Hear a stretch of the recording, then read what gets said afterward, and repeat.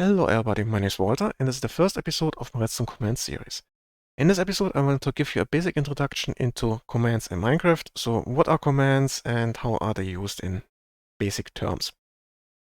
For this I prepared a PowerPoint presentation which you can download using this link here. You can also find the link in the description of this video. And I think this should be enough of a prologue, so let's get straight to the presentation. And here we are. So let's start simple. What are commands? Simply put, commands are just a string of text with a certain defined syntax, which is required or otherwise the computer wouldn't be able to understand it. More about this a bit later. Commands tell Minecraft to do something. Minecraft will react to that if whoever is executing the command has the required permission level. For example, there are commands you can't execute using a command block, or you can only execute if you are the admin on a server. What happens obviously depends on the command. It can be something pretty simple like just placing a block or several blocks. It can be something in a creature, modifying data of something that is already there, be it block or entity, changing the rules of the game, for example, turning off the day-night cycle, or surprisingly easy, kill all players on the map, and many, many other things. So you have a lot of tools available once you know about commands and how to use them.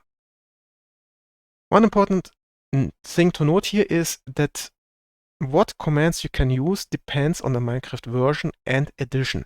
There are some commands that are only available in the Java edition or in the Bedrock edition or in both. There are also commands that are only available up to a certain version and were removed from there on, or were changed at some point, or were just added at some point. So if you want to know if a certain command works in a version you're currently at, then you would have to look in the wiki, because, well, each command has its own history there. Anyway, that's what a command is. Now let's talk about how a command can be triggered. What can execute a command? The most common way likely is the chat window, where a player can just input the command and then that command is executed officially by the player. The second most common way is using command blocks, in my experience at least. A lot less common is the minecart with a command block, but both can be triggered using redstone circuitry. They also will give back a feedback via a comparator if the command was executed successfully. Then next we have functions or scripts in data packs, where you can write entire programs that totally change the behavior of the game or completely add a new layer onto the game, or just add some new tools for example, exchanging blocks you're looking at or similar. Then, very interesting, you can also have so-called JSON text. JSON text is text that contains additional data or additional information, and one of the options is adding commands inside of the text. So if a player then clicks on the sign, for example, that contains JSON text, or on a chat message that contains JSON text, that embedded command can be executed by the player then, automatically, without the player having to manually insert the command into the chat window. There are a few more ways you can trigger a command, but those are the important ones you should know about. And with that, let's have a look at the command notation in the wiki. So in the wiki, commands are written down in a very specific way, which should make it easier to understand how you can put the command together in the actual case where you want to use it. I've used the same kind of notation for my series here. If you see in the notation just plain text, then you need to copy this just letter by letter. If you see something in those triangular brackets, then this means here you need to insert an actual value instead. So for example, a number or a coordinate or the identifier for an entity or just a scoreboard objective or something like that. If you have those rectangular brackets, you have an optional entry here. You can put it in there, you can leave it out. If you leave it out, generally the command will use some kind of default value here. If you see those round brackets, this means that you have a choice to make. You can, in this case, for example, either write down choice 1, 2, or 3.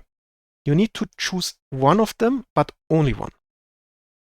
If instead you have those rectangular brackets with the pipe, then you have optional choices. You can choose just one of them or none.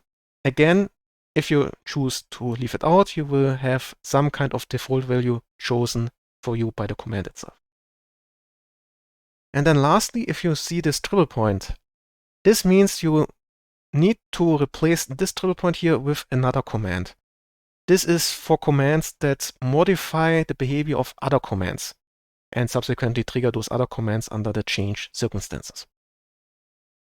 Here, just a very simple example. So this would be a command. It starts with / command name. And then after a space, you have a parameter 1. Then you have optional, either a parameter 2 with a value or a parameter 3 without any value.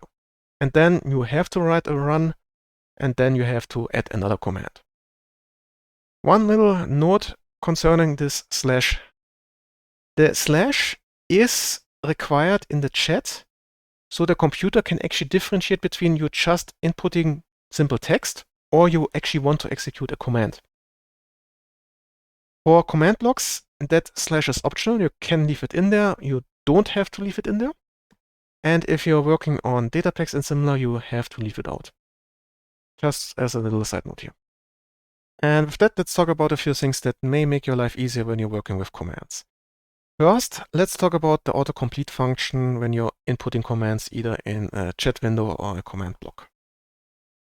Now for the autocomplete function, all you need to do is basically just start your chat window or maybe open the user interface of a command block and then just put down a /.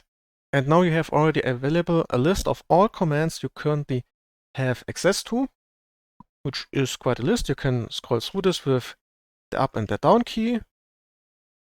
And if you want to look for a specific command, you can just start with tipping and the list gets pre-filtered. And then, okay, now I want to set block, select that one in the list and press the tab key. And voila, you have the command completely filled in for this. Then we need a space and the set block command now wants coordinates. If I'm looking at the block, it will automatically give me the commands of the or the location of the block I'm looking at. If I'm not looking at the block, I would just get my current location. So let's put this in here. And the next set it wants is what kind of block do I want to place. And once more, I have a list of all the available blocks here, or I can start with pre-filtering. So for example, I want to place an iron block. And if I now execute this, you can see I have now an iron block there. And also, as you can see, I get a bit of a feedback. Okay, that block has been changed. And that's my success message, essentially. So that's how you can use the autocomplete function. Next, as you have already seen, I get a bit of a feedback when I'm executing a command. I get also a feedback when some kind of error occurred, which made the command not executable. For example, I had a spelling error in there, or I forgot to put the coordinates or whatever. Then I will also get a feedback from the system, which I can just look into the chat window for, and then I can read through that. Similarly, in a command block, I have a text field where I can see the feedback of the execution or the try to execute a command. Next, let's talk about the F3 menu, which can help you a bit with getting some more additional information about blocks. Now the F3 menu is opened by just pressing F3, and here you can see a lot of information, but for the program aspect, I think the most important part is here on the right side at the moment, which is information about the blocks you are looking at. So in this case, I know the coordinates of that block, I know it's a bookshelf, and I know, okay, it's in the group of blocks that can be mined with an X. If I look at another block, for example, at the slab here, we'll see, okay, different coordinates. Obviously, it's a smooth quartz slab, it's the bottom type, it's not waterlogged, so log data, and it's in 3 group of blocks. So yeah, that's information that can be quite useful. Similarly, if you're looking at fluids, you would also see some information there. And very similar, when you have items in your inventory or the creative menu, you can also get some information using the F3 plus H combi. Now the combination F3 and H will activate the advanced tooltips, or deactivate if you have already them activated. Now those can be quite useful because if you now hover above a block inside of the creative menu or in your inventory, you will see more information about them. For example, in this case, at least, how are they named in Minecraft? So what identifier do you need to use, for example, for the setBlock command? So those can be pretty straightforward, but sometimes they may be a bit surprising. For example, here the vexed weathered cut copper is a bit of a long name. Now they are the same as the name usually displayed, but there were, at least in the past, instances where there were differences in how they were written. So just to make sure, use them like that. And also you can use them, for example, if I use control on the copy here, you can see, okay, the selector here has additional information. So in this case, it has a book. Or if you have a chest, you can see, okay, the chest apparently has some kind of content.